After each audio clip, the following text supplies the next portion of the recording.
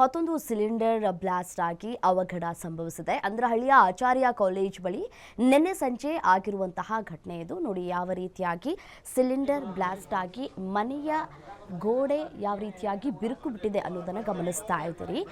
Gas leak ಆಗಿ blast ಆಗಿದೆ. ಘಟನೆಯಲ್ಲಿ ಓರ್ವರಿಗೆ ಗಂಭೀರವಾಗಿ ಗಾಯವಾಗಿದ್ದು ಗಾಯಾಳುವನ್ನ ಆಸ್ಪತ್ರೆಗೆ ದಾಖಲು ಮಾಡಲಾಗಿದೆ. ಬೆಂಗಳೂರಿನಲ್ಲಿ ಸಿಲಿಂಡರ್ ಬ್ಲಾಸ್ಟ್ ಆಗಿ ಅವಘಡ ಸಂಭವಿಸಿರುವಂಥದ್ದು ಅಂದ್ರಹಳ್ಳಿಯ ಆಚಾರ್ಯ ಕಾಲೇಜ್ ಬಳಿ ನಡೆದಿರುವಂತಹ ಘಟನೆ ಇದು.